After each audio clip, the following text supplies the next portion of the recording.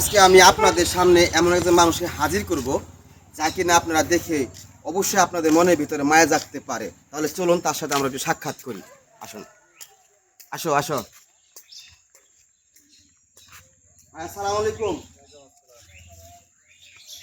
কতটুকু ভালো আছেন না কতটুকু খারাপ আছেন দেখতেই পাচ্ছি। আসলে কারো কোনো কিছু করার নাই, সবই তো বিধাতার ইচ্ছা, সৃষ্টিকর্তার ইচ্ছা, তাই না? তো আপনি আগে কি করতেন? কৃষি কাজ করতাম, বেলটেন চালাইতাম, ঢালাই কাজ করতাম। কৃষি কাজ করতেন, ভ্যান ট্যান চালাইতেন বা ঢালাই ঢালাই করতেন না? দোকানদার রয়েছে ওটাই করতাম। ও, একটু আগে আসো ধরো একটু। এই যে যে এটা কতদিন ধরে হয়েছে এভাবে? এই 6 বছর চলছে। 6 বছর? কোনোভাবে দাঁড়াতে পারেন না? না, এই অ্যাক্সিডেন্টটা হইলো কিভাবে? ওই যে স্বাস্থ্য বেগো গাছ উঠিয়ে দিবে, গাছ ভ্যানে উঠিয়ে দিয়ে গেছিলাম, ঠেকনা বাঁধাইছিলাম, ঠেকনা ফসকে কাদের মধ্যে চাপ দিল, চাপ দেওয়ার পরে আর ফালিবার বার ছিল। গাছ কাটতে গেছিলেন? না, গাছ কাটতাম না, মানে গাছ কাটতে গাছ উঠাইতে গেছিলেন? গাছ উঠিয়ে দিবে গেছে, ঠেকনা বাঁধাইছিলাম, ঠেকনা ফসকে আমার কাদের মধ্যে চাপ দিল। দেখুন, অন্যের সহযোগিতা করবার যাইয়া ওই গাছটা একজনের ঘাস উঠিয়ে দিবার যাইয়া ওই গাছটা নিজেরই উপরে পড়ছে। নিজের উপরে পড়াতে আজকে সে সারা জন্মের জন্য, সারা জীবনের জন্য সে পঙ্গুত্বের পূজা তার কাঁধে। 6 বছর ধরে এদের দিয়ে শেষ। একটু ভুলের কারণে এই খেসারতটা আপনার জীবন আসছে, তাই না? ও, কোনোভাবে দাঁড়াতে পারেন না এখন না? না, তো আমার মনে হয় যে ডাক্তারের কাছে মানে লক্ষ লক্ষ টাকা আপনার খরচ হয়ে গেছে। ডাক্তারটা তো অনেক টেকে গেছে, 27-8 লাখ টেকে গেছে। 7-8 লাখ টাকা গেছে। দেখুন, গরিব মানুষ 7-8 লক্ষ টাকা ব্যয় করছে, তারপরও তার পা দুটো ভালো হয় নাই। এখন এখন তাহলে আপনি চলতেছেন কিভাবে? চলি বাড়ি এলে টুকটাক কাম কাজ করে, তাও কাম কাজ চলে না সময়তে। ঠিকই আমি জানি এটার কাছে চিন্তা চলে না। ও, এখন যে ভাবি টুকটাক কাজকর্ম করে ওই টাকা দিয়ে আপনার সংসার চলে। ওইতে টুকটাক দিয়ে চলে আর কি। দেখুন, ভাগ্যের কি নির্মম পরিহাস। একটা সময় তার সবই ছিল, যখন তার হাত পরে ভালো ছিল, সেই ইনকাম করছে কমসে কম প্রতিদিন না হলেও 500 টাকা ইনকাম করছে কমপক্ষে। একজন ভ্যান চালক তো অনেক টাকা ইনকাম করে, কিন্তু সে আজকে দেখেছে অন্যের কাঁধে ভর দিয়ে তার চলতে হয়।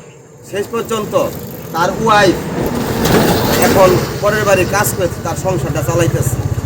তো আপনারা তার জন্য দোয়া করবেন। আল্লাহ চাইলে হয়তোবা তার ভালো হইতে পারে, আপনাদের দোয়া যদি তার কাজে লাগে। কারণ মানুষের দোয়াই তো আল্লাহ তাআলা কবুল করে, তাই না?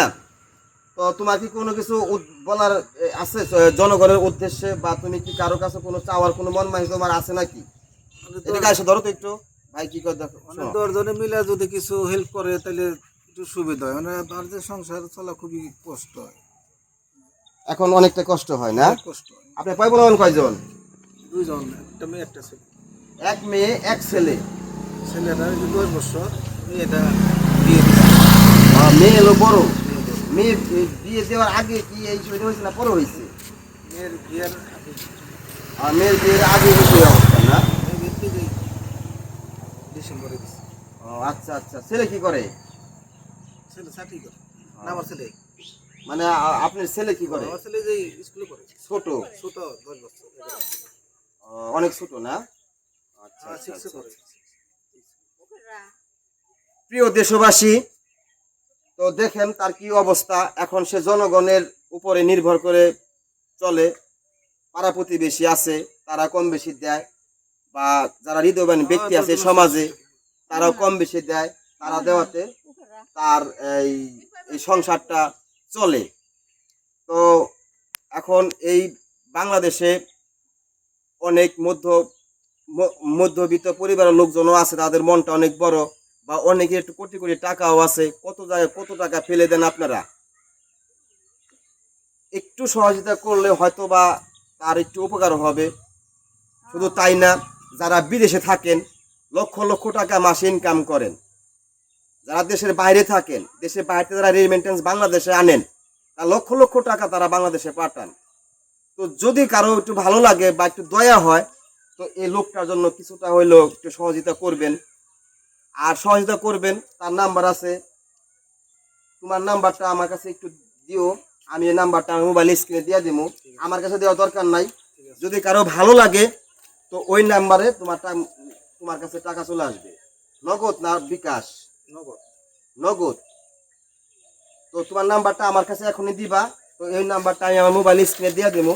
যদি কারো ভালো লাগে অবশ্যই তোমার জন্য কিছু না কিছু টাকা হলো মানুষ দিব, যদি কারো ভালো লাগে আর কি।